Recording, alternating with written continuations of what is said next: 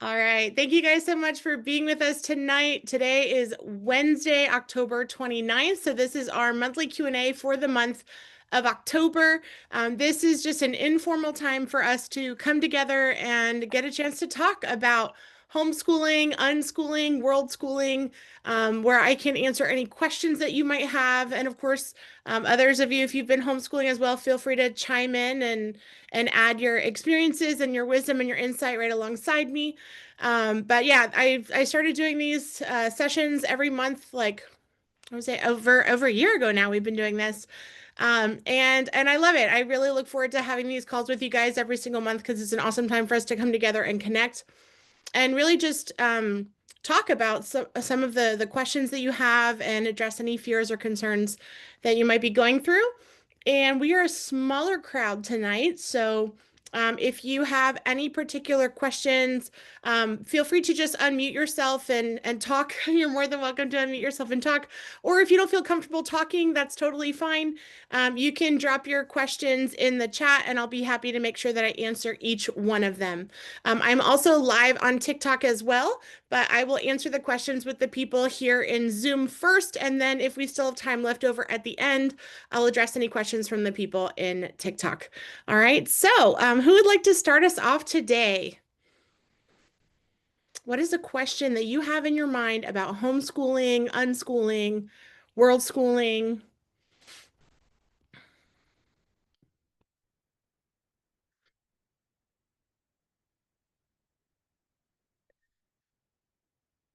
No questions today?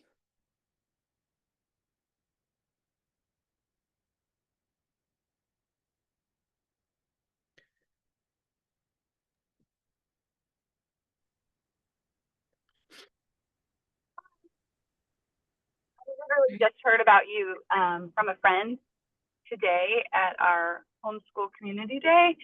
And so Hi, Kristen. I really, hi, nice to meet you. Nice to meet you too. I really have not much of a clue, even though I've homeschooled for a while, been a little more in the traditional sense, but I'm interested in learning more. So I don't even know if can you just give like an overview? How does this work? Sure. Well, first of all, thank you so much for being here. Hey, Monica, good to see you. Thank you for being here. And can you tell me what state you live in, Kristen?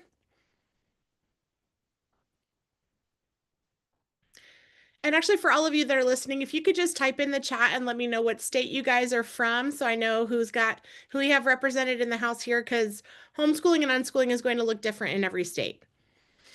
Sorry, I'm in Virginia. In Virginia. Okay, perfect. And you said that you've already been homeschooling? Yes. Awesome. How long have you guys been homeschooling? Maybe 8 years. Okay. Oh, good. So you've been doing this for a long time. Yes. Great. Okay. So what made you kind of curious about unschooling or maybe doing things in a less traditional kind of way? Particularly because I'm just thinking my son is in 8th grade and we currently do classical conversations and have done that for many years.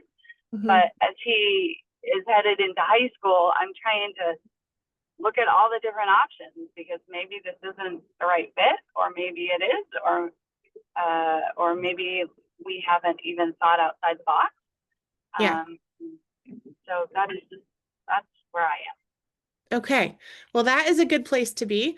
I see you're in Virginia, and I see several people commented in the chat that they're here from Maryland, which is great. I'm also from Maryland, so we're all neighbors, kind of in the same area, which is great. So before I answer your question, Kristen, I guess I'll give you a little bit of background of me and my story. So I used to be a public school teacher. I taught in the public school system for over a decade here in Maryland. I have taught everything from kindergarten all the way up through 12th grade. I'm certified in Spanish, ESOL, special education. I've done a little bit of all the things. And one of the things that I observed as a teacher was when we would get students that would come into school in kindergarten, they would typically come in very kind of in one of two ways. There were some kids who were like really passionate and excited about going to school. They were really eager to learn, just couldn't wait to do all the things, asking why a million times, just very curious and happy and joyful and carefree. And then we'd also get the kids that were coming into kindergarten, kind of the opposite side of the spectrum, the kids that were terrified, that were coming in kind of literally kicking and screaming, holding on to their mom for dear life, not ready to let go. And so we kind of saw those two different, um I guess, like, ways that children would process this transition of going from being home with their caregiver and their parents to transitioning into this environment where they're with strangers for the majority of the day. And over time, I started noticing that even with the children that came into school, they were really happy and excited and passionate about it. Usually, somewhere around third grade, it was almost like this light switch just kind of like went off in their brains. And they began to become a lot more um, apathetic, I guess is a good word for it. They just started to kind of lose that spark and lose that natural joy and love of learning. Learning became something that was very like difficult for a lot of them. They started really resisting reading and writing. Math felt really frustrating and overwhelming for most of them. And learning just really became miserable. They would start asking questions like, Miss Harder's, is this going to be on the test, and things like that. And it was very difficult for me to watch these children kind of transition from this overwhelming love and joy about learning when they would first come in, to within a couple of years now they're bored and miserable and frustrated and just not as passionate as they were when they had first come in. And so eventually I ended up my teaching career teaching at the high school level, where I was placed, ironically, to teach Algebra 2. And math is not my thing. They stuck me in an Algebra 2 classroom to support the special education students in there because none of the other teachers felt qualified to teach high school math, which I thought was interesting because our entire staff was like teachers with master's degrees. And the fact that all of them were like terrified to teach Algebra 2 was like, okay, this should say something, right? Like, is this really necessary if you're a successful adult with a master's degree, but you don't feel capable of teaching a high school level math class that you clearly passed because you graduated and you have a master's degree? But that's a story for another day. And so, as I was kind of in this system, watching how these children would kind of lose their light over time, um, I had my own daughter in the midst of all of that. And my daughter, I could see the same thing in her. She, as a young child, she was very passionate and curious and happy and just eager to learn. But as time would go on, I began to become really worried for her that she would experience the same thing that I had seen so many of my students go through, where she would be in this environment where she would be forced and coerced to learn things that were not interesting to her, that were not relevant to her, and it would just crush her love of learning that I just saw that was so innate and intrinsic to who she was as a kid. And so around when my daughter turned, she had just turned 5 in March, and that was when I had first learned about unschooling. And so I was very skeptical when I first heard this idea that a child could learn without being explicitly taught, that they could learn without being forced to learn certain things, that they could learn without a curriculum, that they could learn without a teacher. Like, that was my whole job. And so I kind of felt like I was in this weird identity crisis of like, okay, how does this work? Like, how do kids actually learn if we're not teaching them and we're not testing them and we're not making them do homework and we're not making them follow a curriculum? Like, what does that look like? And so I started unschooling really almost as like an experiment. I was honestly not sure if it would work, but I was very intrigued with this idea that kids could learn without being forced or coerced to do so. And so I started as an experiment. I agreed that I would unschool for 1 year. And for that 1 year, when my daughter was in kindergarten, I was like, okay, we are going to not do anything that looks or feels like school. I took all the curriculum that I had and kind of stuck it in the closet. I wasn't quite ready to part with it yet at that point, but I had it there. I just kind of kept it in the closet. And I decided that for that 1 year, I was going to kind of take off my teacher hat. And instead of viewing myself as the teacher of my child, I was going to begin to view myself as the student of my child. And so that was what I committed to do for 1 year. Said during this year, I am just going to focus on learning the most that I can about this unique human being that God has entrusted to me. And that's what we're going to do. And so that was what we did. And for 1 year, we just went all in with this unschooling philosophy, or a self-directed learning philosophy. And by the end of that year, my mind was just completely blown. I was completely amazed by all the things that my daughter was able to learn and do without me actually teaching her or making her or forcing or directing her learning in any way. And while we were going through that year, I started interviewing a lot of grown unschoolers because, to be quite honest, I was terrified. I didn't know anyone who was unschooling. I didn't know anyone who educated their kids without curriculum. Like, that whole idea was just terrifying to me. And so I was like, you know what, I want to interview as many people as I can who've kind of walked this road before me so I can learn from their experiences. I can learn about what worked and what didn't work. And so that's what I did. So during that year, I just focused on really observing my daughter as much as I could, giving her lots of, love and connection and opportunities as I could. And at the same time, learning from people who kind of walked this road before me, and asking them questions and picking their brain on all these things and sharing all my questions and my doubts. And so that was kind of how we got started. And that was one of the reasons why I started doing these meetings with people, because like, I wish that when I started doing this 6 years ago, that I could have had someone that I could have talked to that would have been able to say, like, hey, we've done this, we've walked this road before you, and it turns out okay. It is okay if you let go of curriculum. It is okay to not make your kids do math.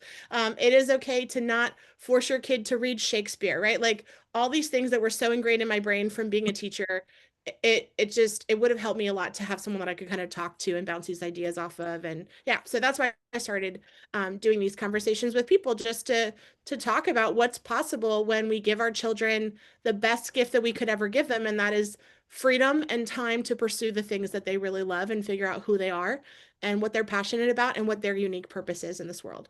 And so, yeah, so that's kind of a little overview, I guess, of unschooling. I don't know if sharing that story with you, if that has inspired any other questions from you or thoughts. I'd love to get your thoughts or feedback on what I shared. Angela, I'm sorry, this is Kristen. I just say thank you. And I know other people are coming to this Q&A with different questions, but maybe just one more piece of that. I can see how that would work in the lower grades, kindergarten, first, second, like, the early years. I'm wondering, how do you do that in the high school years where Yeah. it's supposed to like matter and be transcripted and Yeah. quantified, qualified, all these things like into a package. So what does that look like through high school? Yeah, that is a fantastic question. So what does unschooling look like when your kids get to high school? Of course, it's going to shift and change, because as your kids are approaching high school age, around that time, that's usually when we see unschoolers start to explore learning that looks a little bit more traditional, I would say. I think a lot of people have this idea that unschooling means they're never using any curriculum, or there's no structure, there's no formal learning. And that's definitely not true.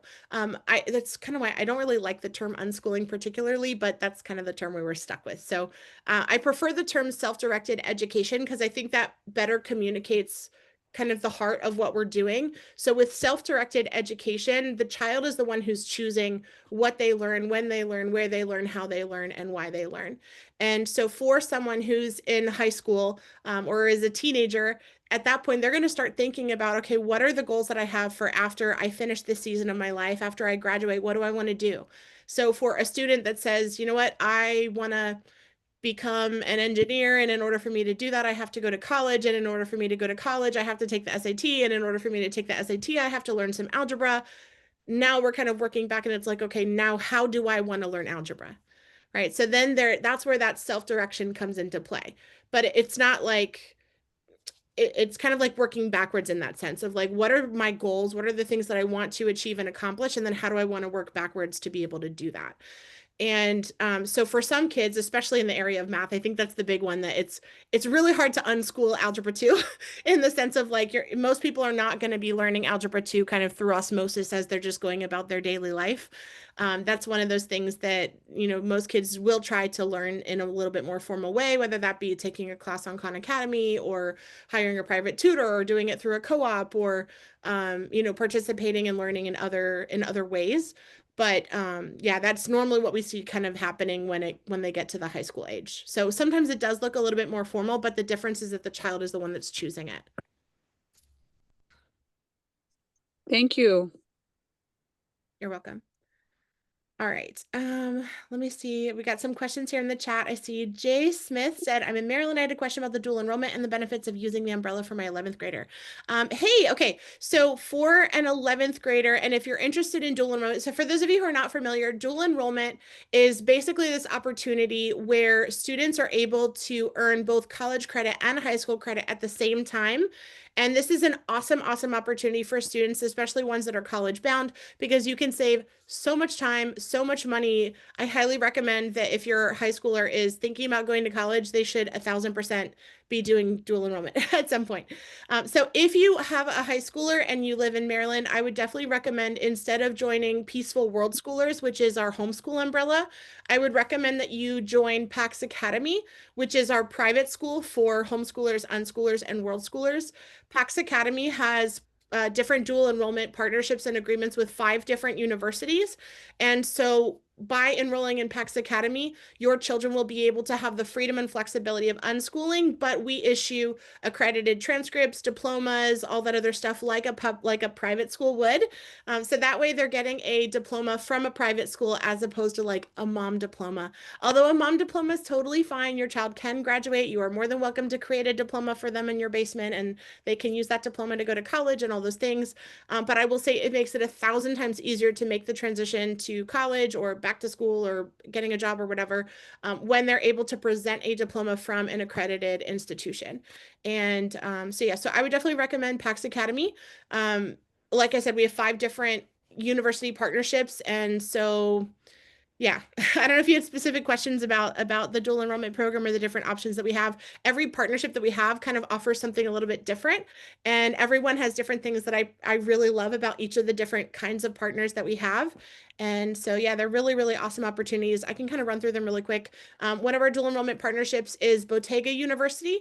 Bottega University is an awesome opportunity for students that are interested, especially in like STEM and software engineering and programming and all of that. So if your child is interested in those areas, I would highly recommend going through Bottega University. That's kind of their area of specialty. Bottega University has a dual enrollment agreement with us, so it only costs $300 per class to do the dual enrollment classes through Bottega. So it's $300 per class, and they have a maximum of $1,100 for that session. So literally, your kid could take unlimited college classes for $1,100. And they have an awesome opportunity. And when they actually graduate from there, they can actually earn an associate's degree, and they can also get a full stack certificate. So they can start, getting working in like programming and things like that. So that is Bottega. Our second university partnership is Arizona State University. One of the things that I love about Arizona State University is that you can begin taking classes through Arizona State University beginning in 6th grade. So if you have a middle schooler who wants to start earning college and high school credit, they can. The other thing that I really love about Arizona State University is that they have a 0 risk option for your child. So what that means is that your child can basically take college classes. It only costs $25 for them to take the class. And then at the end of the class, if they are satisfied with their grade, then at that point they would pay $400, and that would add that credit onto their permanent college transcript. But if they get to the end of the class and they're like, oh, you know what? I don't really want to have a C or a D on my permanent college transcript forever and ever. Then at that point, you don't have to pay anything else. You've had the experience of taking a college class, but it's not going to impact you negatively in the future based on whatever your grade is. So I think Arizona is a great option for students that want to try a college class, but aren't sure how they will do, and they kind of want to be able to take it with that 0 risk option of like, okay, I can take a college class and I can know that at the end of the day it's not going to hurt me in any way from taking this class. A new dual enrollment partnership that we have is with the University of Alabama, and their partnership is one of the most incredible opportunities that I have seen. They charge only $33 per credit hour. That is insane.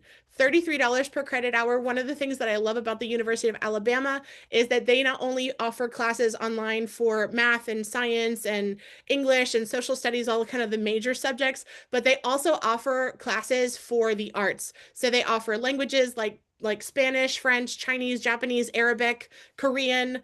So they offer all the languages, and then they also offer fine arts credits as well, which I think is an awesome opportunity because I know a lot of our unschoolers tend to lean more towards the kind of creative arts and things like that. So that is an awesome opportunity for you guys as well. Then we have another one with the University of South Florida.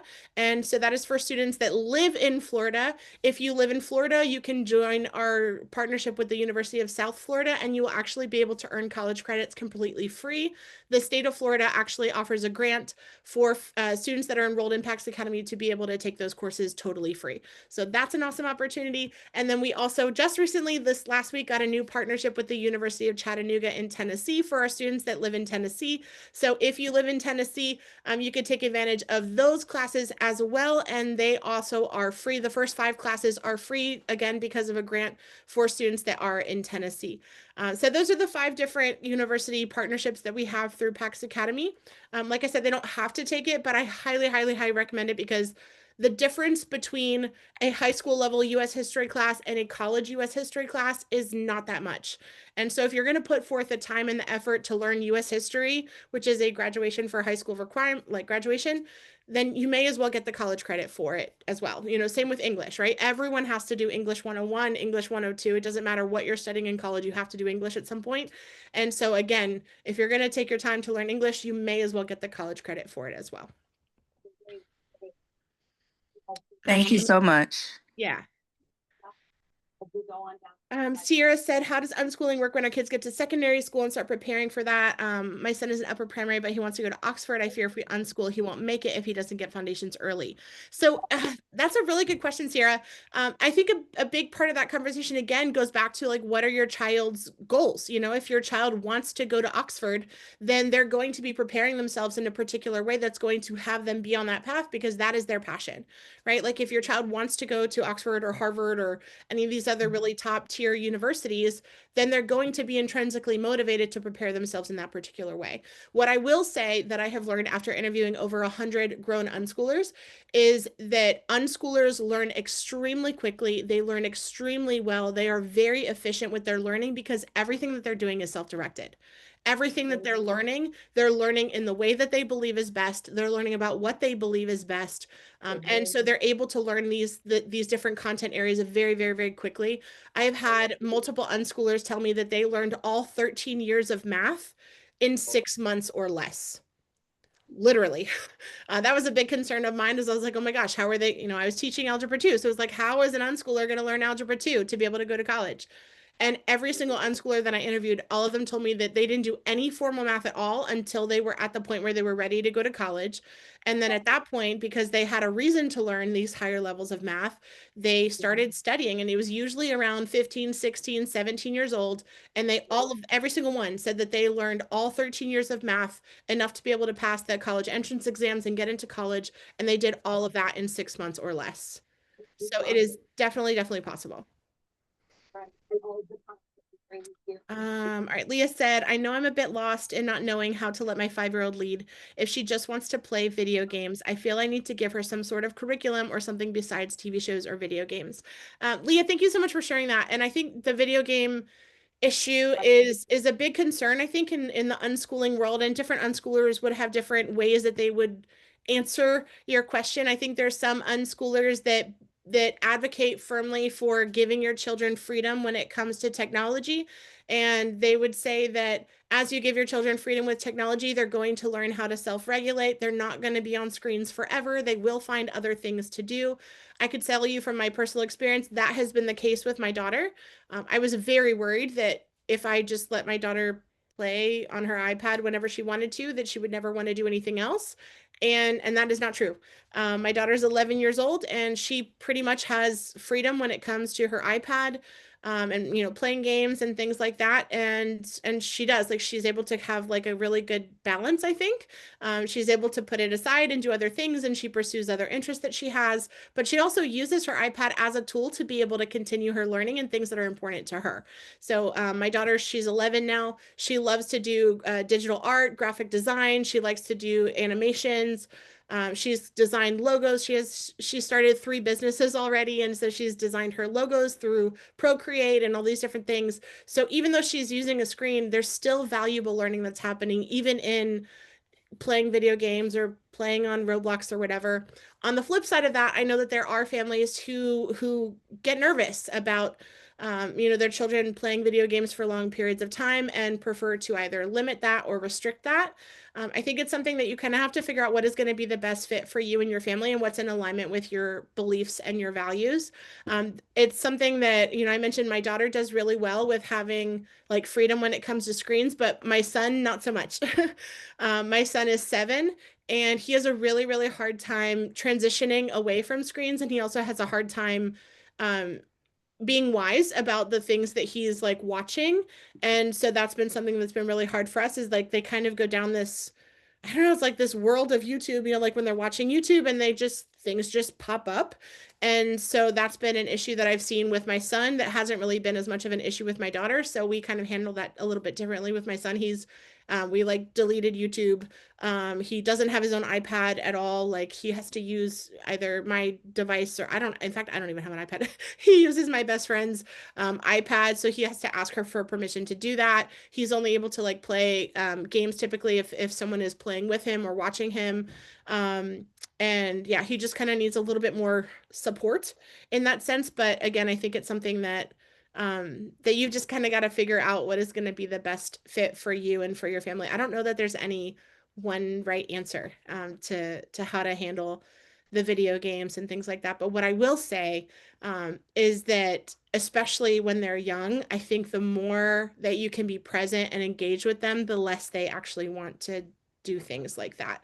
Like I remember when my daughter was 5 and, she would be playing a game on her iPad or whatever. And I would ask her like, hey, do you want to come and make breakfast with me? And it was like, yes, like they love to be with you. They love your presence. They love your nearness. They love engaging with you and interacting with you way more than any kind of screen. And so I think the more that you can have like the real life and the real world be something that's fun and engaging for them, then the less they want to kind of binge on technology all day.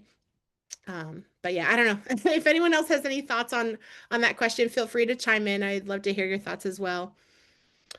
I see Hulissa said, my daughter is 5 years old. When she's 6, does she need to do the affidavit? She's in PAX Academy. Hulissa, are you in California? You're asking about the affidavit. I don't know if you're in California or Arizona. I'm assuming in California. So if you live in California, PAX Academy is also registered in California. So that means that you do not have to fill out the private school affidavit. Okay, I saw you just say California. Yeah, so California is registered in PAX Academy is registered in California as a private satellite program. And so that means that all you have to do is enroll in PAX Academy, and then we handle all of the affidavits and all the legal stuff for you. So you just enroll with us and you're good to go. You do not have to fill out the PSA. All right, let's see. How much is PAX Academy? So PAX Academy, it costs $350 per year for one student. And the first year that you register, there's an additional fee of $50 to be able to process your registration. Right now, we have a family discount going on. So it's $600 for the year for a family of up to 3, and then plus the $50 registration fee per student. So that is how much PAX Academy costs. I see Sierra said, how many PAX Academy students have gone on to study at Ivy League schools? So that is a really good question. PAX Academy, we're a relatively new school. So this is our 3rd year. And yeah, so this is our 3rd year. Our graduating classes have been on the smaller side. But we have had students that were accepted at schools like Harvard, Yale. I'm trying to think where else. We've had students that were accepted at Howard University. I'm trying to think.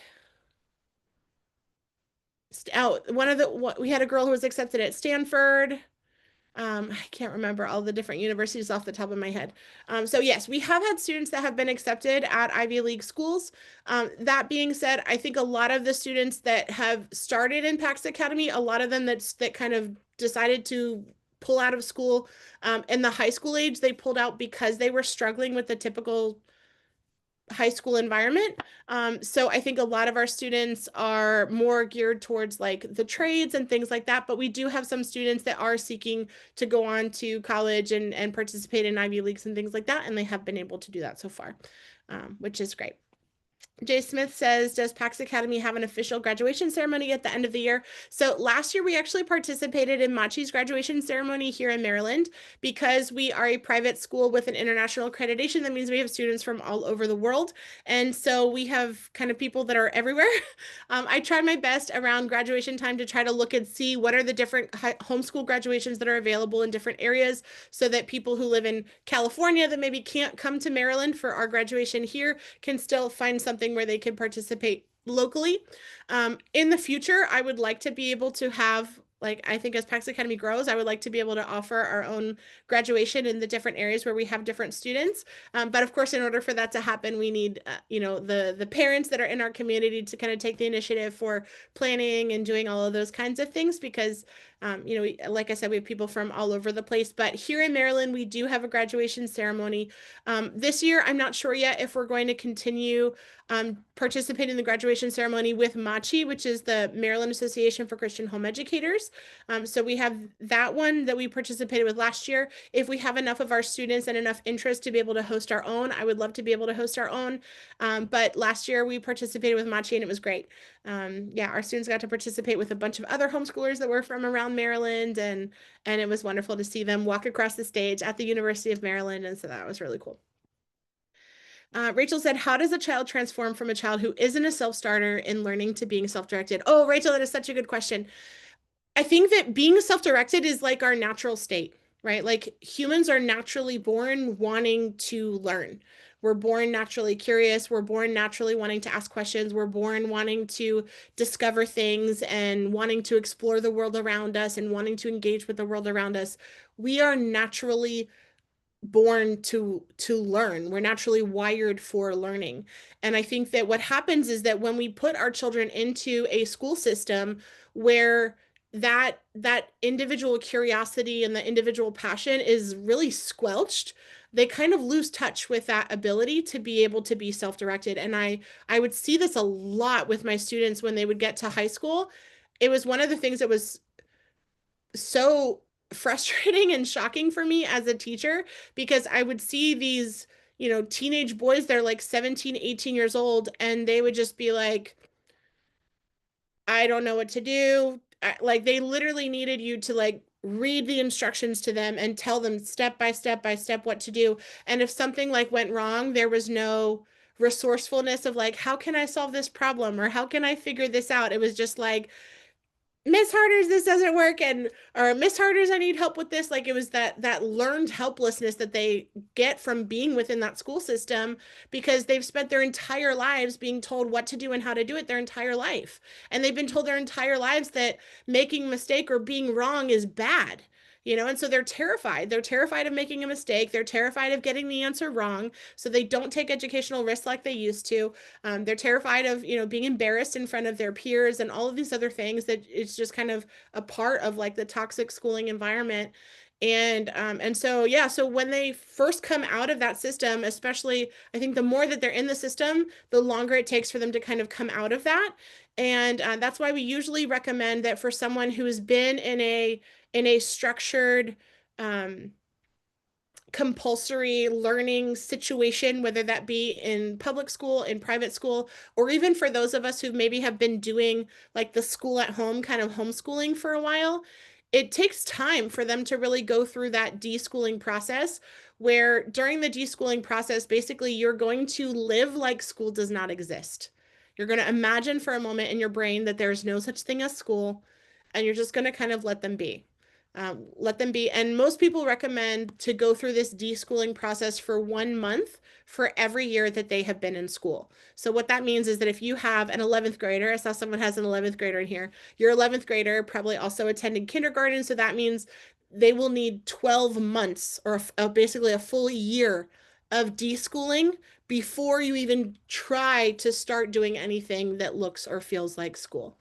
And that deschooling period is really, really, I think that's the most challenging period for sure. Like that transition period where they're going to be spending a lot of times, especially with teenagers, we see a lot of times during that deschooling period, they're spending a lot of time in their room, or they're watching a lot of movies or playing video games for a long time. They're sleeping in really late. They might say things to you like, I'm bored or I don't know what to do. And that is a very, very normal part of the process. And as tempting as it is to want to like give them all the solutions and tell them what to do and provide all these things for them, it's so important that we can let them sit in that space of boredom or let them sit in that space of like, I don't know what to do. Because out of that space, that's what's going to start training them to build that intrinsic motivation of like, okay, my mom is not going to tell me what to do. What do I actually want to do? My mom is not going to tell me that I have to do XYZ. So how do I want to fill my time? How do I want to invest the very precious hours of my life? And yeah, and so it can be a really difficult season, I think, especially for the teenagers to go through that where they're kind of trying to figure out like who am I and get back in touch with their passions and the things that they love. I mean, I can't tell you how many teenagers, we do college and career counseling for teenagers that are transitioning out of school into homeschooling and unschooling. And so many of them go through that. They're like, I'm at home and I don't know what to do. Like my whole life, someone has told me what to do every day. And now it's like my whole day's open to me. What do I want to do? And for some teenagers, that's a really exciting possibility. Like they're eager and excited of like, oh my gosh, I can do anything. I can play my guitar. I can, build this thing online. I can start my blog. I can volunteer at this, animal shelter or whatever. Like they're excited to start exploring all these different opportunities that they couldn't do because they were in school and someone was telling them what to do and how to do it all day. But then for other kids, it is hard. It's hard for them, because they've never had this space to really create what they want their life to be like. But it's such an important skill for them to start developing and cultivating now as teenagers while they're in our home. Then for them to get to the point where so many teenagers that go through school, they get to 18 and they're like, I'm 18, I graduated. I guess I'm going to go to college. I don't know what I'm going to study. I don't know what I want to be. I don't know what I want to do. I don't know what I'm good at. I don't like, and they're just kind of lost. And so yeah, so giving your children the freedom and the space to feel bored is such an important gift that you can give them. I tell my kids all the time if my kids ever tell me like, "Mom, I'm bored," I will usually tell them one or two things. Like, number one, boredom doesn't exist. That's like something in your mind. It just means that you're in this space of like, I don't know what to do and I need to think of something else that I can do. So one, boredom doesn't exist for us, and number two, I tell them that boredom is the birthplace of creativity. Boredom is the birthplace of creativity, and they will tell you that if you meet my kids, ask them, they'll probably tell you that same thing. If they ever tell me that they're bored, that's what I say. Boredom is the birthplace of creativity. You get to create. What do you want to do with this space that you have and this time that you have? And so yeah, it's a really special gift that you can give them. Jay Smith says, is it too late to register for PAX Academy this year? No, it is not too late. We have year-round open enrollment, so you're welcome to enroll at any point in time. Yeah, you can enroll anytime. I'll put the link for our website in the chat so you guys can check that out. Let me see. Sorry. Are there incentives if our student wants to attend University of Alabama after the dual enrollment period? So all of the university partners have kind of different schedules when it comes to like enrolling. University of Alabama follows like the school semester. So they're actually taking the classes with the normal, like with the college kids that are taking it. So they follow the normal traditional, there's like a fall semester, a spring semester, a summer semester. So at this point, they've missed the deadline for the spring semester, but they could register for the summer semester or for the fall semester. So now is a good time for them to kind of get in. They can start kind of planning out what they want to do for the fall if they want to do the University of Alabama. Leah said, did you use PAX Academy curriculum for your daughter or your son for kindergarten? So PAX Academy, we actually do not have a curriculum because we believe that your child is your curriculum. So my kids, my oldest daughter is 11, my son is 7. We have never used a curriculum ever. They've never done like workbooks, worksheets, tests, quizzes, like they've never done any of that. My children have learned with like complete freedom. Yeah. Now, I can't say never. There was a season when my daughter was in kindergarten when she was just coming out of preschool. She liked to play school, and so she did. We had like a workbook, a kindergarten workbook, and she would like teach that workbook to her stuffed animals and stuff. So she would do the workbook, but it wasn't because I was making her sit down and like we've never done anything where it's like, okay, now you have to sit down and do math, or now you have to sit down and do writing. Like everything has been completely natural and organic and completely joy driven, passion driven, completely with their interests and their desires at the forefront of what they're learning and how they're learning it. Does California need to have attendance? Right now, I'm doing unschooling, going with the flow with my 5-year-old daughter, not teaching her something in particular. I do know I want to teach her how to read in Spanish this year, or at least teach her the sound of the letters. Hey, Julissa. Okay, so if your daughter is 5 years old in California, homeschooling is actually not even required until they're 6 years old. So technically, you have one whole extra year before you have to do anything special, when it comes to your daughter. I think that's awesome that you want to teach her how to read in Spanish. I'll tell you a little interesting tidbit. I learned this week that my son, who is 7, he actually taught himself how to read in Spanish, and I did not know that he knew how to read in Spanish. I speak Spanish, but my kids do not. They like understand some words, and I was really surprised. We went to the library, and my best friend brought home some like books, like Elephant and Piggy books. He loves those. Brought those back in Spanish. I didn't even know they had Elephant Piggy books in Spanish, but they do apparently. And so he was sitting on the couch and was like reading an Elephant and Piggy book in Spanish. And I was so surprised. I'm like, oh my gosh, I never taught you this. I never taught you this. Reading is one of those things that was so fascinating for me because I spent a good portion of my career as a reading teacher, and I was so intrigued with this idea that kids could learn how to read without someone actually teaching them. And that actually was my primary motivation for starting unschooling. I wanted to see for myself if it was possible that a kid could learn how to read without being explicitly taught. And sure enough, I can tell you guys it is absolutely possible. Both of my kids taught themselves how to read in English and apparently now in Spanish. And I have never taught them, either one of them, how to read. So I think the more that you can give your children opportunities to engage with the written word, read books to them, take them to the library, play games that have to do with letters, label things in your house, put subtitles on your TV. The more that you can have the written word be there, be available, be like a part of their normal daily life, they really do pick it up as naturally as they learn how to walk and talk. It is incredible. It was like one of the most amazing things of my life to watch my children teach themselves how to read in a way that was completely natural.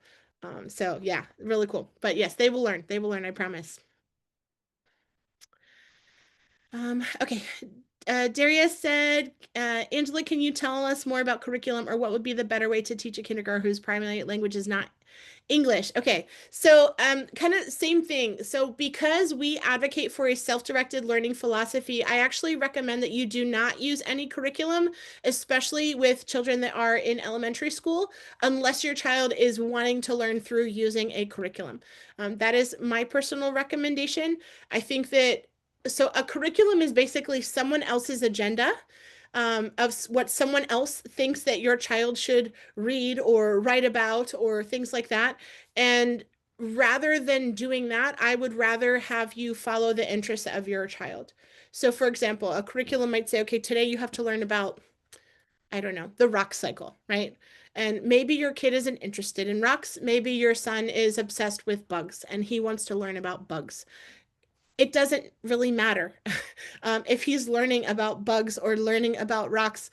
Like if your son is interested and passionate about bugs, then we want to support him in learning everything that he can about bugs because that's his interest, that's his passion.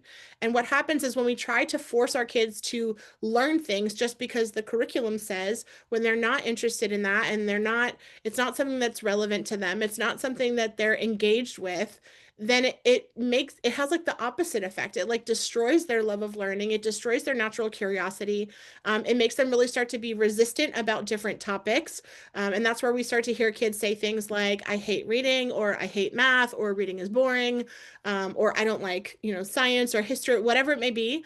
They start to resist all of these different school subjects because they've been forced to learn about these topics in ways that are not interesting to them or are not relevant or not useful to their actual life. So my recommendation would be to actually let go of using a curriculum and simply enjoy being present with your child. The more that you can be present with your child and engage with them in the real world, I promise you they will learn everything that they need along the way.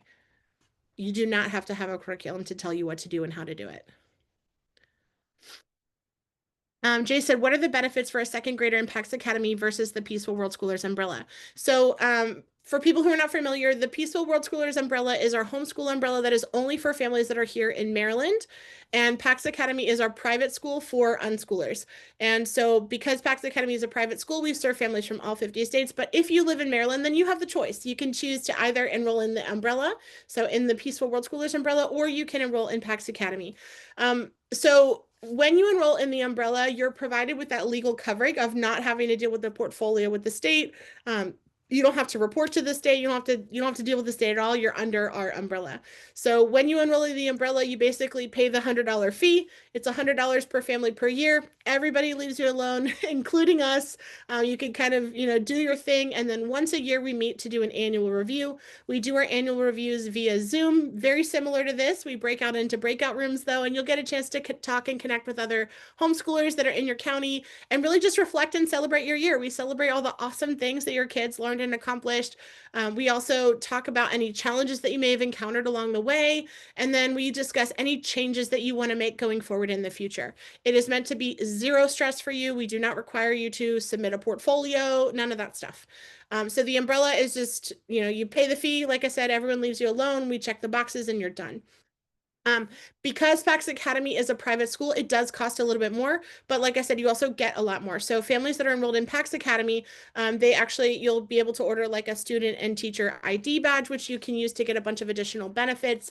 You'll have access to other tools that are not available to families that are just in the umbrella. So for example, Canva is included for free. If you want to use a curriculum like IXL, we have discounts on IXL.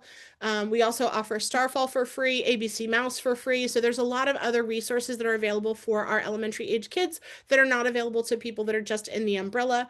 And then of course, we also issue like the legal stuff. So if you want your child to have a report card and things like that, we take care of issuing report cards and transcripts and diplomas and all of the special paperwork. And so, yeah, so that's for families that are enrolled in PAX Academy. Yeah, but I think families in Maryland, they're kind of mixed. Some families prefer to keep their younger kids enrolled in Peaceful Worldschoolers until they get old enough. Once they get to like middle school or high school, that's when the transcript really becomes important. And so a lot of families will like make the transition once they get to middle school or high school. There's some families that are like, I'll stay with Peaceful Worldschoolers the whole way. There's some families that are like, no, I want to be in PAX Academy the whole way. I don't think there's any like wrong answer. It just kind of is your personal preference on what you prefer. If you would like to have access to additional resources and tools and you want us to handle, the paperwork and all of that stuff for you, then PAX Academy would be the better fit. If you're just looking for what is the cheapest option, then the umbrella is a good fit until they get older. And then I would definitely recommend switching to PAX Academy once they get to like middle school, high school age. Rachel Schwartz said, thank you so much. Does this time undo the trauma from school or do you need an additional process? Rachel, thank you so much for asking about school trauma. I think this is something that we don't talk about very often. And actually, this is something that I actually talk about a lot in my book. If you have not had a chance to read my book yet, it's called Tales of a Toxic Teacher. It's available on Amazon. And actually, I do have a couple copies left here in my house. So if you would like a signed copy, feel free to just send me a message in the chat and we can connect. And I'll be more than happy to mail you a signed copy of my book. But in my book, I talk about basically how there are these cycles of abuse that are present in every single compulsory educational setting.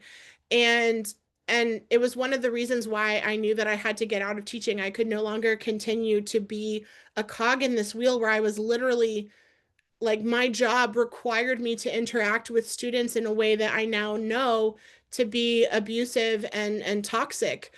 So how do I explain this? So I started learning about abusive relationships actually because I was coming out of an abusive marriage, and a friend of mine shared with me this power and control wheel of abuse and domestic violence.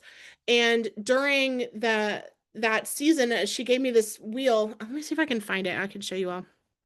Hold on.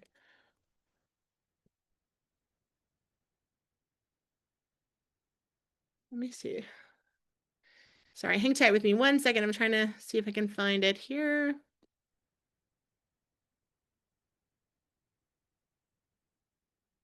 Okay, I think I have it here. Let me see if this one is in English. Okay, here we go.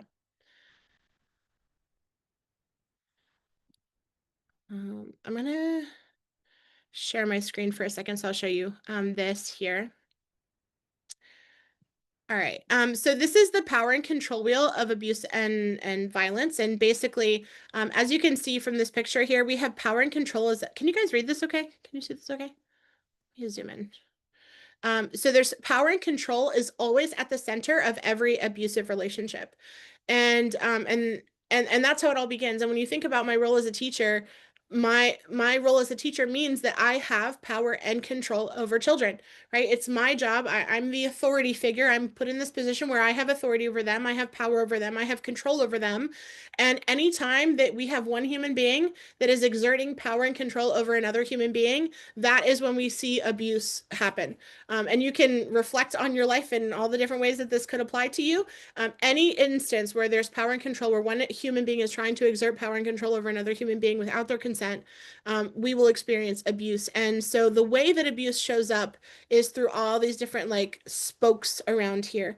And my friend shared this with me so that I could reflect on kind of what was happening in my marriage. But what ended up happening was that I was reading all these things and I was like, oh my gosh, that this is me. This is literally what I have to do with kids, right? My job as a teacher forced me to interact with my children through coercion. Coercion is basically when you are trying to force someone to do something that they don't want to do. And if you've ever been a teacher or you've ever tried to get your kid to do homework and they like don't want to do homework, that's where we start engaging with these coercive tactics, right? Where we're making punishments or we're making threats to them, or we threaten loss of freedom, or we threaten to involve some other authority or prison. In my case as a teacher, was like, you know, we're going to call the security, or we're going to call admin, or we're going to call the school police, or whatever it may be. Threatening people with fines, manipulating them, bribing them. Teachers do this all the time. We bribe our students. Actually, I just made a video about this on TikTok, where teachers like were commenting that they were bribing their students with ice cream. Like if they would do certain things, then they would get an ice cream party, and the kids who did it got the ice cream party, and the kids who didn't do it didn't get the ice cream party, but they had to watch all the other kids in the classroom having ice cream. And I was like, what the heck are, like, that is so messed up on so many levels. Using force and intimidation, emotional abuse, isolation, denying, minimizing, and blaming that abuse, using the children for power, using our adult privilege, also using economic abuse. Literally every single one of these things is present in every single classroom.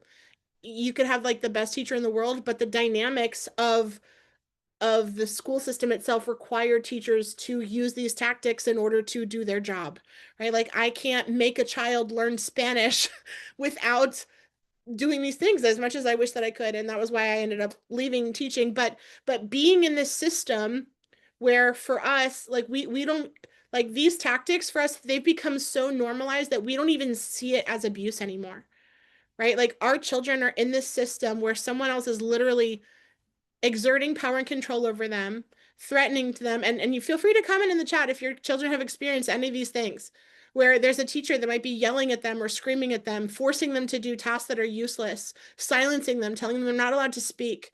They're not allowed to go to the bathroom when they need to. They're not allowed to, you know, eat when they need to.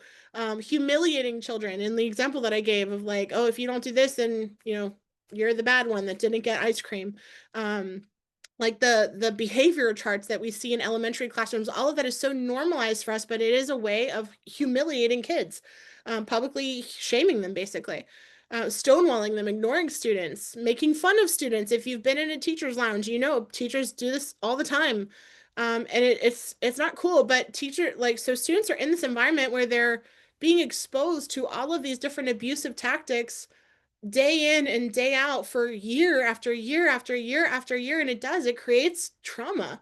It creates trauma for our children, and different people deal with trauma in different ways, right? Like, and this was a big part of my own deschooling process. I was really like, it was painful for me when I started realizing this. And I was like, oh my gosh, like, not only have I like experienced this as a student, but I've done this as a teacher, you know? I know. And And so that was really difficult for me. And so part of my own deschooling process was really thinking and reflecting on like my own school trauma and kind of how I process that. Some kids, when they experience these different types of abuse, some of them respond to that type of abuse and deal with that trauma through like negative outward expression, right? These are the kids that are acting out in class. They're typically labeled as the bad kid or hyperactive. Sometimes we label them as hyperactive or things like that when it's like, no, they're just a normal kid that doesn't want to sit in a chair for 6 hours. Like there's nothing wrong with this kid. Yeah, but we were very quick to label them and things like that. But I was not that kind of kid. I was not the kind of kid that was like act out and be bad or whatever. I dealt with my trauma in the opposite way, right? I became the perfectionist. I became the person who found all of my worth in my achievements, in the things that I could do, in my good grades and in making honor roll. I began to feel like pride in myself for having these like really good grades and just following the rules and being the goody two shoes that I was. So I process my trauma in a very different way, but it's still like the roots of it are the same. It still goes down to that trauma of like I was dealing with trauma by trying to be perfect.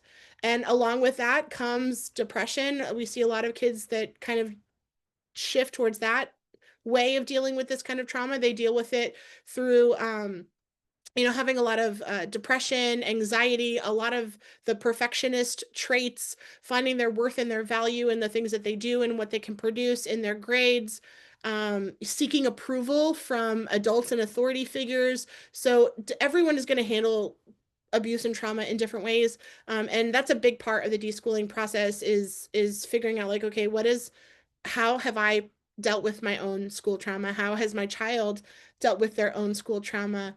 And then how we can heal from that. And so that's why the deschooling process a lot of times does look like PTSD. I mean, I know it sounds crazy to say that. I was actually meeting with a mom this week and we were talking about that. She was like, I literally feel like my son is like recovering from PTSD. And it's true. It really is what it looks like. Like the deschooling phase for a lot of teenagers looks like someone who's healing from PTSD because that is literally what it has been like for them. They have been in a high stress, high structured environment for so long with so little freedom, with so little autonomy, with so little respect that when they're out of that environment, it's like they're lost. They're trying to find themselves. Um, and so, yeah, it can definitely be very challenging, but the more you can, again, just be like present and engaged, focus on connecting with your kids, they get through it. They work their way through it. But yes, thank you so much, Rachel, for bringing that up. The school trauma piece is a really, really important part of the whole process. Leah said, is PAX Academy a full calendar year or a typical school calendar year? So our school year officially starts on August 1st and it ends on July 31st of the following year. Now that being said, our like grading system follows a similar school calendar. So we have first semester grades. We ask parents to submit first semester grades by January 15th. And then second semester grades are due by by May 31st. And yeah, so those are really our two deadlines for parents is that if you want first semester grades, first semester grades for us really are kind of like a check-in because we do have students that are doing all different kinds of like learning and they're not all of them are doing all 7 subjects all year round. So for example, like a lot of our college partnerships, the dual enrollment classes, they will finish the dual enrollment class in 6 weeks. So they might be doing that class earlier, and so that's why the final grade for us is the one that counts, but if you would like to submit a semester grade, you can. We only report the final grade on our transcript at the end of the year. Lisa said, I have 3-year-old twins. I want to enroll them in PAX Academy in the future, but I don't know what is a good age to enroll them. I enrolled their 5-year-old sister in PAX Academy. I think it would be good to enroll them as soon as possible and also get the field trip discounts. Yeah, so, again, it is really up to you. This is our first year that we are accepting preschool students beginning at 3 years old. So if you would like to enroll your 3-year-old kids in PAX Academy, you are more than welcome to. Legally speaking, they're not required to be in any kind of like schooling system in California until they turn 6. Here in Maryland, it's once they turn 5. Every state is different. So yeah, it really is up to you. We started doing the preschool this year because we had a mom who had enrolled her 5-year-old, and she had a 3-year-old, and her 3-year-old was like, "But I want a student ID badge," and she wanted to have, she wanted to have the student ID badge like her sister, and they wanted to be able to like use, a lot of the resources that we have and things like that. So we we're like, all right, you know what, we're gonna open it up this year so that the little kids can join in and the siblings can participate and be a part of the PAX Academy community. And so yes, it's a lot of fun. But whenever you're ready, you're more than welcome to enroll them. Like I said, right now we have the family discount going on, so it would be $600 for the year for all 3 of your kids, which is great. Rachel said, how do you do grades if you're going through the unschooling process of time after you leave school? Oh, that is a good question. So handling grades as unschoolers is, I think, a big challenge for a lot of parents. We're kind of like, okay, well, how do exactly do this? How do we issue grades if we're going through the unschooling process? For students that are in high school, and again, remember, like the deschooling process doesn't necessarily mean that they're not doing anything. It just means that they are the ones that are choosing it. I definitely recommend taking a break at the beginning from any kind of formal or structured learning, but there are some teenagers that just because they're in high school and they're wanting to go to college or whatever, they're like, I want to do a math class or whatever. So if your kid is like really excited about doing an online math class, by all means, I'm not going to say no. If they want to do math, that's fine. But if they're doing true unschooling, it does look a little bit different. So actually, let me show you. This year I created a tool for our parents to use. I actually haven't had a chance to share this with our parents yet. I'm planning to share this with them next week. So you guys will be some of the first to see this, but let me pull it up one second. I created a self-directed learning rubric to kind of help parents have a little bit of guidance when it comes to how to issue grades as an unschooler. And so let me pull this up for you.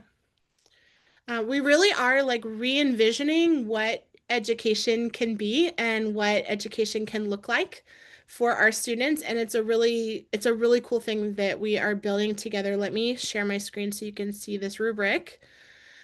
So I created this rubric as a guide to be able to help parents that were struggling with this idea of like, okay, how do I assign a grade to my unschooler? Especially once they get to be in like the high school age. And so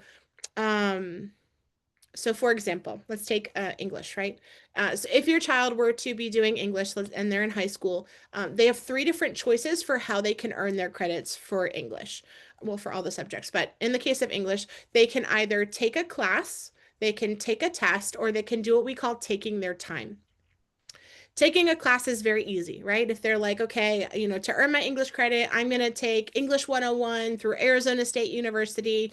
They're going to get a grade from doing that course, easy peasy. They get the grade, and that's the grade that you would report on their transcript. Super easy. The second option, they could take a test. So most of our students will either take the AP exam or the CLEP exam. I recommend the CLEP exam because they can actually take the CLEP exam for free. The CLEP exam is basically a 90-minute test where if they take it and they pass the test, they get college credit and high school credit at the same time. So several of our students will take the CLEP exam and then they pass that. And so the CLEP exam is usually graded on like a pass fail, or if they do like the AP exam, or if you want to assign them like a particular grade for any prep that they did before that. There's actually like online classes where they can prepare to take the CLEP exam. So a lot of our students will report whatever grade that they got for the class that would prepare them for the CLEP exam as their grade. But the last option, so rather than taking a class, rather than taking a test, they could do what we call taking your time. And so taking your time is the true unschooling method, right? Where we're not following a curriculum. They're not doing tests and worksheets and workbooks and homework and all this other stuff. They're learning through their unique passions and interests. So in the case of someone who wants to earn an English credit, then we start thinking, okay, how do you earn an English credit without a curriculum? The subject area of English language arts basically comes down to 4 domains: reading, writing, listening, and speaking. Literally anytime at all that your child is reading, writing, listening, or speaking in English, they are earning their English language arts credit. Anytime. I don't care what they're reading about. I don't care what they're writing about. I don't care what they're speaking about. I don't care what they're listening to. If they are reading, writing, listening, or speaking in English, they are earning their English language arts credit. So as unschoolers, we look back and we'll look back over the course of the whole year and say, okay, what are all the different ways that my daughter has engaged with reading, writing, listening, and speaking in English? Right. And so I'll be able to look back and say, oh, you know what? My daughter read, 4 books last month, and she's been part in the case of my daughter, if I was to use my daughter as an example, she's 11. She's read 4 books this month, and I don't know, she's been participating in, like, she loves musical theater, so she's been designing her own theater scripts through using like ChatGPT and also like editing them and all of that. She's also been working on writing a book. My daughter's published 4 books already. She's working on writing her 5th book now. So she spends a lot of time like doing that, working on writing her book. She loves to tell stories. She loves to make videos with her friends where they're acting out these different skits that she's written. So all of those things are a part of English language arts. Besides that, we've also done things where like we went to go see a Broadway play. We've been on a cruise where they got to see The Wizard of Oz live in theater. Like, she is obsessed with musical theater right now. So a lot of her English language arts is coming from that passion of hers where she just loves musical theater and she loves plays and she loves reading about the history of these plays, and like she was obsessed with Hamilton for a long time, right? So all of these things are her unique interests, but I'm looking at the whole person of like, these are all the different things that she's done in this area of English language arts, right? And so for us, our grading scale looks a little bit different than a normal grading scale. I really didn't like the A, B, C, D, E, F for failure kind of a thing. So ours is different. You can see here our grading scale. An A means abundant growth. B for us is becoming confident. A C at PAX Academy means that they're continuing forward. A D means that they're developing slowly. And an E means that they have emerging awareness. If you can read all of this here, none of these things are bad, right? None of these things are bad. They're just different ways of describing like they're learning in these different areas. And so for us as unschoolers, I created this. We're looking at 10 different kind of standards that we want to assess our children at. And actually, this is called the self-directed learning rubric, because part of being self-directed also means that we're learning how to self-assess. This is one of the most important skills that you could ever teach your child, especially your teenager, that they have the ability to be able to look at themselves honestly and evaluate their progress, their effort, their development, their level of perseverance, all of these different aspects of their learning and their work, and that they can assess themselves honestly. So all of this rubric is written in first person because we want your teen to be the one to give themselves their own assessment. They're going to be grading themselves. I know that sounds crazy. When I first started telling people that like the teenagers actually grading themselves, they're like, what do you mean? They're just going to be like A's for everything. Kind of like Oprah, right? Like, you get an A and you get an A. And it's been so interesting. That has not happened. Ironically, like the teenagers, they are so hard on themselves. They are very, very hard on themselves.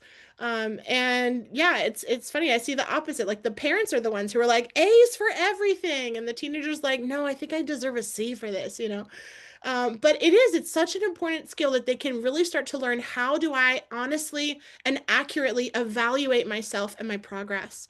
And so the 10 key areas that we're looking for at PAX Academy, we're looking at curiosity, creativity, consistency, critical thinking, communication, collaboration, confidence, courage, clarity of purpose, commitment to growth, and last but not least, the least important thing for us is the actual content, right? So this is the actual content. And then I think by having this rubric is really helpful for teenagers, because they can look at this and say like, okay, how would I really rate myself in these different areas? And so basically they would kind of circle which description would best match where they are in these different areas about curiosity, creativity, consistency, etc. And just similar to how you calculate a GPA, they add up all of their points and then they divide it by 10 because there's 10 C's, and then that's going to give them like a GPA, and that would translate into a letter grade. Does that make sense?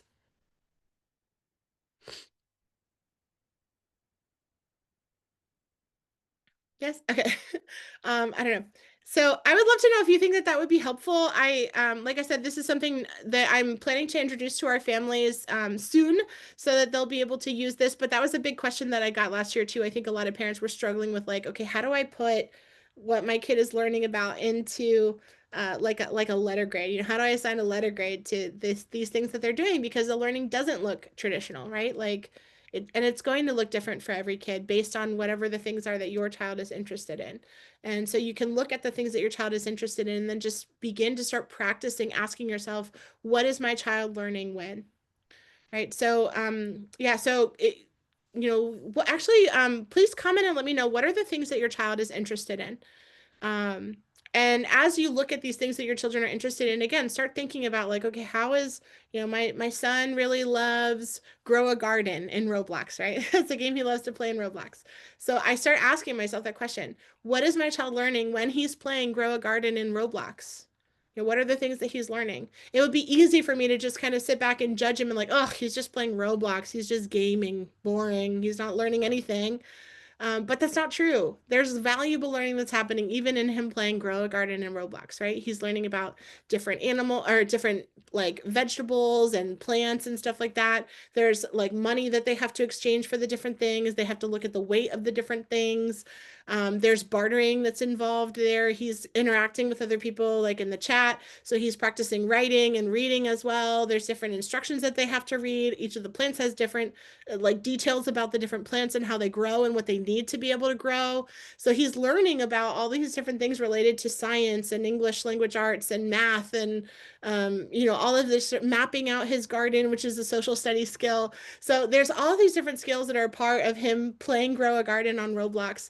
But we're just not used to looking at it like that, right? We're not used to looking at like, oh, he's playing this game, but there is valuable learning that's happening even in the game. Rachel said, did you grade the time leaving traditional school and when they are disconnecting the in the forest time? Sorry, I'm not good at terms, and then they become self-directed. So, could you explain that a little bit more, Rachel? Sorry, I'm not understanding your question. Do you grade the time leaving traditional school and when they're disconnected? Yeah, so like so the time, like the time, go like ahead. like when they're undoing the trauma and they're like Yeah, yeah, for yeah. that time, like is that like a time when you do the rubric or you only kind of do it just because you have to, or do you know what I'm saying? Or do you Yeah. Yeah, so even in the deschooling period, your child is still learning things, right? But it's just going to look different. So, for us, like the deschooling period is that process of kind of living and learning without school, and unschooling for us is just kind of the continuation of that, right? Like for us, there isn't like an end date. There isn't going to be a date where we're like, oh, we're not going to be deschooling anymore. No, we're going to be deschooling forever. We're going to be like healing and creating our life for like forever. We're just going to be living this way forever. But even in that deschooling period, your child is still going to be learning things. Again, it's just going to look different, right? So, like, does your child like to read at all? Or I guess I should say, what does your child like to read? My child does not like to read at all. Okay, He likes his video games, his time with friends. He does like computer programming, but he doesn't do it unless he's in a class. okay, Um, he likes time with family. okay. And what else does he like to do for fun? He likes rowing and doing crew. Oh, very cool. Very cool. Okay, so he likes doing crew. What else? That's it. It's been a rough year. Okay, no worries. That is totally fine. So even taking those things, right? You mentioned that he likes to do games and he also likes to do rowing and crew, right? So when he's doing rowing and crew, what are some things that he's learning while he's engaging in rowing and crew? Um, Anything from leadership because he's a Cox to I guess he's learning physics because you have to figure out pathways, like the best way down the river. Mm-hmm. But not in those terms, just more in like the sense of it. Right. Yeah. But that still counts, right? He's applying Okay. physics in his brain. Right. He might not be writing out all the formulas and equations, right? But he's Right. mentally calculating the physics and the angles and like the currents and the wind and like all of these factors that are coming into what they're doing, right? So Right. he's taking all of that into consideration as he's thinking through and planning how he's going to lead and facilitate this. So yes, physics is great. Also mentioning like, you know, the angles of how they're going to turn and where they're going to go. That also is a part of like math and geometry. Mhm. You mentioned that he's a leader, so is he having to communicate at all with the other people on his team? Yeah, he's the person on the boat who calls out like the strokes and Yeah. like yeah. Yeah. So again, that's the speaking in English, right? Being able Okay. to communicate clearly with someone. That's an English language arts skill. So Okay. he's practicing communication, he's practicing leadership, he's practicing problem solving, which is also part of a math skill, is problem solving is math.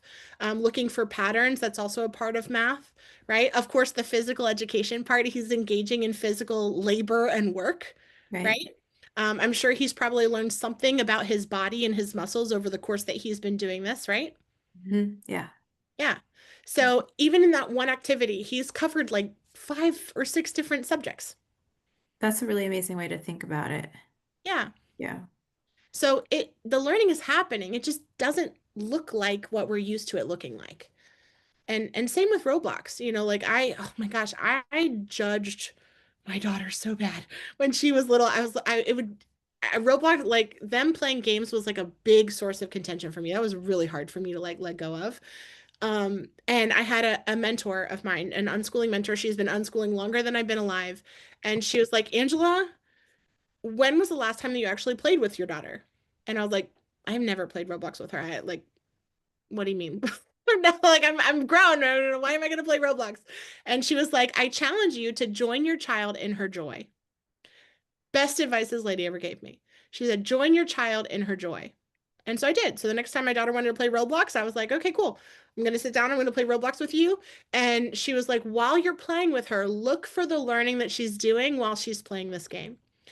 And so I joined this game, you know, she was playing Roblox and I asked her, I was like, hey, Sophia, can I play with you? And oh my gosh, her eyes got so wide. She was like, really, you want to play with me? I mean, she was so excited that I wanted to like participate in this thing that she was really excited about. And so yes, I'll show you. So she taught me how to download it and log in and create my avatar and all the things. And I get into the game with her. And it was like a game where she had to like build a house and she was decorating this house and I couldn't find her. I was like, where are you? And mind you, she was 5 when this happened. And, you know, I was like, where are you? And she was like, I'm standing next to the Mona Lisa. And I like looked over at her, I was like, what do you mean you're standing next to the Mona Lisa? Like, I never taught you that. I was like, how do you know what the Mona Lisa is? And she was like, well, it's, you know, so she showed me on her, she was like, yeah, this is the Mona Lisa. And I was like, do you know who painted that? And she was like, yeah, Leonardo da Vinci. So she was going off and she was in this room where the entire room in the house was covered with all these different famous art paintings. And she like knew the names of paintings that I didn't even know. And I was like, oh my gosh, like my 5-year-old is like learning art history and like the names of all these like famous artists and art pieces from Roblox. I mean, and it was like it just was like the slap in the face for me that I was like, oh my gosh, all this time I've been judging you for playing Roblox and I couldn't see that there's valuable learning that was happening here for her, even in the midst of Roblox. You know, so even in the times where your son is engaged in playing Roblox, like there's learning that's happening in there too. You know, and sometimes it's hard for us to see it because we just look at them, we're like, oh, they're just gaming, like they're just playing. But they're not just gaming, they're not just playing. A big part of gaming too is healing. You know, when we think about how do people heal from trauma, so this is so funny. You know, when we look at what are the different types of therapies that they use to help children that are dealing with trauma, they do music therapy, art therapy, and play therapy, right? Those are like 3 of the main ways that they do therapy with kids. Those are like the 3 things that we absolutely diminish in school. Like music, art, and play are like totally on the back burner in school. And so for a lot of kids, like playing games, playing video games is a part of their process of healing and kind of disconnecting from this super stressful world that they've been engaged in for so long. And they can get involved in this other world, you know? Um, so yeah, it's a really fascinating thing. Actually, I have an episode of my podcast I want to share with you that I would love for you to listen to. Um, it's by a mom who kind of allowed her son to have freedom when it came to games and he was a teenager. And she shared a story with me there. She was saying that her son was playing video games for like, I mean, he would play for hours. Like he would literally just wake up in the morning and just play video games all day. And she said that her son eventually got to the point like he was getting frustrated with this game because the game was really challenging for him. And so she went upstairs and he was like teaching himself a language. I can't remember what the language was now off the top of my head, but he was on his computer doing these like exercises to teach himself a language.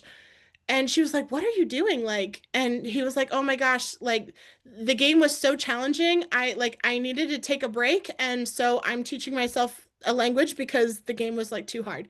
And she was sharing that story with me, and I was like, "What a funny thing that like he was so engaged in this game and the game itself was so challenging, like the strategy and like trying to accomplish whatever it was he was trying to accomplish in the game. But it was so difficult for him that the way that he decided to take a break was by teaching himself another language. You know, like that was his like mental break was recovering through like learning another language, you know. And it was interesting and she said something that stuck out to me. She was like part of being an unschooling parent is learning to look at both of those things and value them the same. And that's hard. I think that's really hard, like, especially because I'm a language lover. You know, I would look at my child learning a language and be so proud, like, oh my gosh, you're learning a language, you know? And it's easy to look at, like, oh, they're playing a video game and kind of look down on them or judge them for that. But being able to look at both of those passions and being able to value them the same and know that, like, there's value that's coming from both of those things. There's value that comes from giving them the freedom to play and explore a game and challenge themselves and problem solve and connect with people online and, you know, do those things in a game. And there's also value in like the more formal or structured learning that most of us are used to and kind of partial to, if that makes sense. But anyways, all right, I see Rachel said, thank you so much. This has been really helpful. I appreciate how you helped me reframe my child's experiences and the way we can approach this as an opportunity for healing. Oh, thank you so much, Rachel. I really appreciate your thoughtful questions. I'm really excited for you as you kind of start this next phase of your journey. I want to invite you to play around, you know, like for you to actually play, for you to begin to kind of take a posture of play for yourself, where you can play around with different ideas and different philosophies and see what works for you and what works for your son, and be open to the fact that it doesn't have to look like the way it's always been done. It's a really exciting opportunity to kind of create something a little bit outside of the box and different than what maybe you guys have done before. And so I hope that you'll keep me posted on how it has been for you and how it will go. Leah said, are there any free video game learning apps? Yes, there are tons of free apps. One that my kids really love is ABC. That one's a fun one. My son is doing speech therapy. He likes Pink Cat Games is another online game. I just put that in the chat. My kids really enjoy Roblox. I know some people don't like Roblox. Minecraft, I think, is another really great game where they're, you know, learning how to build and things like that. So I think it just kind of depends on what are the games that are most interesting to your kids. But yeah, there's tons of free gaming opportunities out there. Academics is another one. Academics has free games as well. Yeah, you could do a quick Google search and just Google like free math games or free reading games and see what pops up. If you live locally in Maryland, we also do gaming in person as well. Gaming is one of our favorite ways to learn. We love to learn through like board games, card games, dice games. They're a really great way to help your kids learn math in a way that is very natural and organic. And so yeah, so we actually do a board game club where every Tuesday we gather together here and we play board games at a local board game store, and it's super fun. The kids all come together and we play different types of games, and we love that. We really enjoy that. So we have a group that's meeting in Glen Burnie, and then we also have another group that's meeting locally to me in College Park. So if you're interested in either of those opportunities, let me know. Oh, I said you look good. I'm glad Bernie wanted to go next time. Oh, well, you can come and join us in College Park. Glen Burnie is like a 45-minute drive from me, and we found a place, yeah, like this week, and it's like 7 minutes from my house. So yeah, we're gonna try to go to the ones a little bit closer. Also, I like the fact that the one in College Park is free, which is nice. But I might go up to the Glen Burnie one sometime, so we'll get a chance to like meet everybody who goes up there because we made a lot of friends at the one up there, and they have a lot of games. Okay. Well, I'll have to make a plan then one day that we'll go to the Glen Burnie one, so we'll get a chance to connect when we're there. All right. Any other questions? Oh, I just saw the time. I know we went a little bit over today. Thank you guys so much for joining me tonight. If you have other questions, you're more than welcome to stay, but I do want to respect your time. I really appreciate all of the really thoughtful questions that you guys shared. And it was just, you guys have asked a lot of very deep and powerful questions. And so I'm really grateful that I got a chance to connect with you guys and hear a little bit of your story and also share a little bit of mine. So thank you so much for listening and engaging in the conversation. I hope that this was helpful for you and helped kind of give you a different perspective, hopefully, on how you can think about learning with your kids. Hey, Cece, how are you? All right. Did anyone else have any other questions? Oh, my pleasure, my pleasure. So glad you could be here hanging out with us, Cece.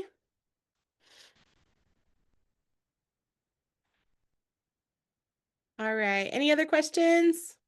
Thank you for the heart, Monica. I appreciate it.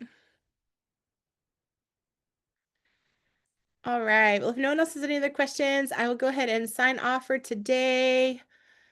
Kristen said, yes, you brought in my mind a bunch. Thanks. Good. I'm glad. I'm glad. It's a beautiful journey for sure.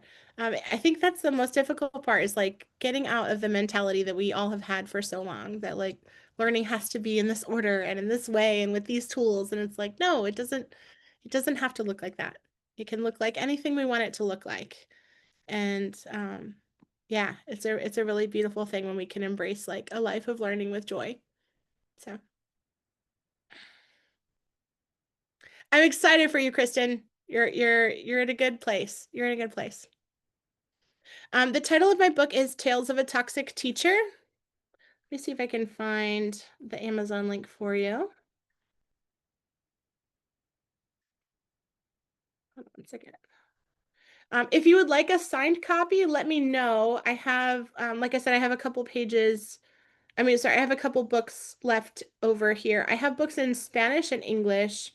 The first book that I ever published was called Gospel-Based Parenting, and that's one of my favorite books. That one is about my journey into gentle parenting as a Christian. So that was interesting, discovering about gentle parenting by studying like what does the Bible actually teach about spanking.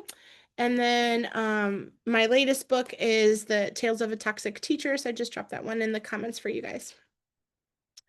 How much is the Glen Burnie meetup? Is it a cafe where you have to buy items to play, or is it tuition based? So the Glen Burnie board game meetup, it's at Games and Stuff in Glen Burnie, so you can just look up Games and Stuff. It is on Tuesdays. They open at 10 a.m. and they basically like you can just play till however long you want to play. We usually would get there around 12, and then we would always get lunch. They have like a taco place that's right across the street from it. It's called Oaxaca Tacos. And they have Taco Tuesday. So it's buy 2 tacos, get one free. So we would always go there and get the taco deal. So you get a nice discounted lunch. And yeah, so we'd go there for lunch. And then afterwards, we would go and play the board games there. So it costs $5 per family to go to the Games and Stuff. And they literally have hundreds of games. Like they have a back room that's like, I don't know. They're like the Costco of board games. Like they have a back room with, I don't even know how many tables. They've got a bunch of like tables in the back room.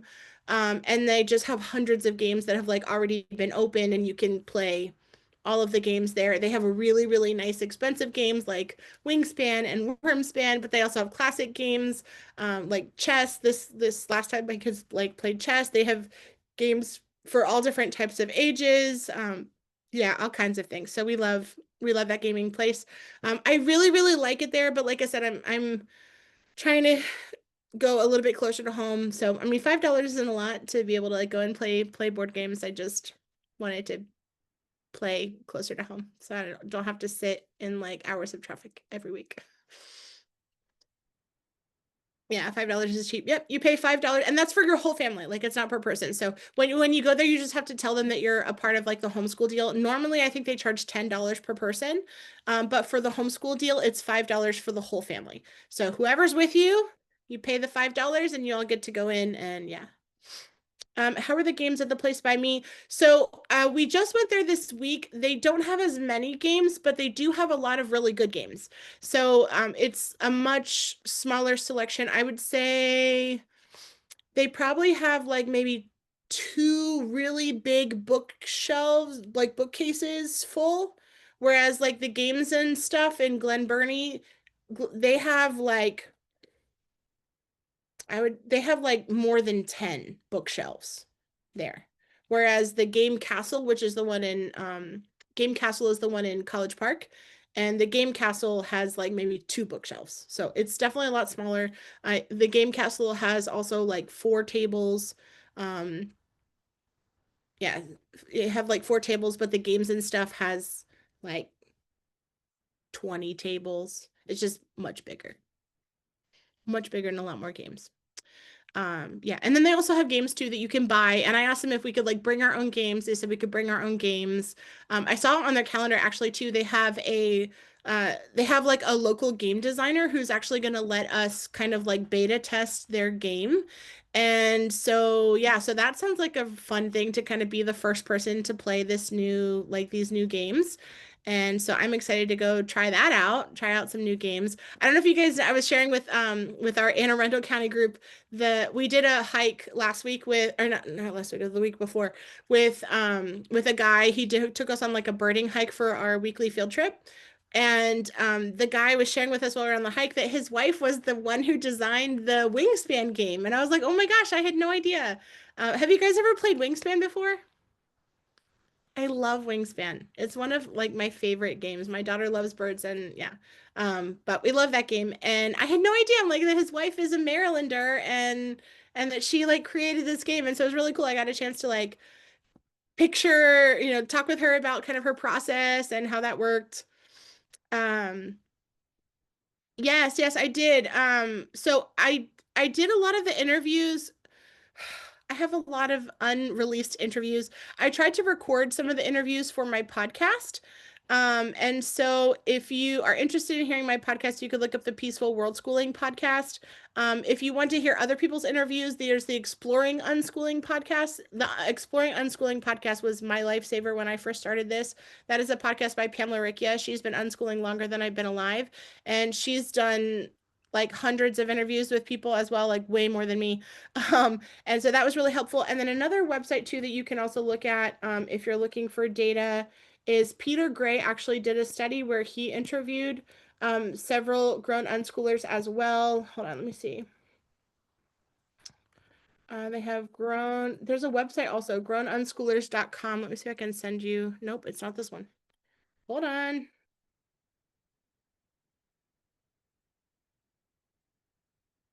Where is it? Did they take it down? Oh no. Hold on. All right, I'm dropping in the chat a link to Peter Gray's study. There was a website called grownunschoolers.com, but I can't find it for some reason. Maybe it's grownunschoolers.org. Hold on. Oh my gosh. Did it disappear? I'm gonna be so sad if they took this website down. Oh my gosh. It was a website and they had hundreds of like grown unschoolers that had shared their data on like what their experience was like growing up and what they do now and if they went to college or if they like got a job or started a business or whatever. Oh my gosh. I think they took down the website. I am so sad about that. Hold on.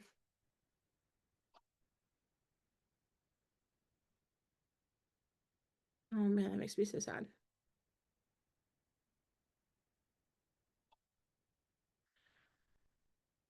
Hmm.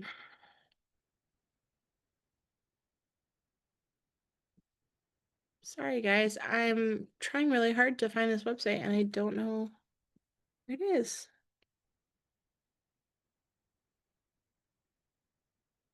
All right. Good night, Anna. Thank you.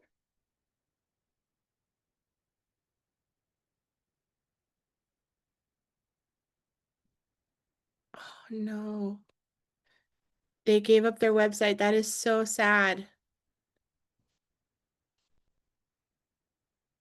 Oh my gosh, that makes me really sad.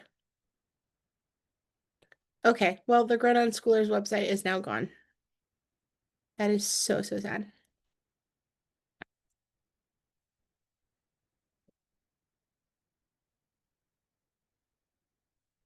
All right. Anyways, well, thank you guys for being here. Have a wonderful night, and I will see you guys next month. Bye.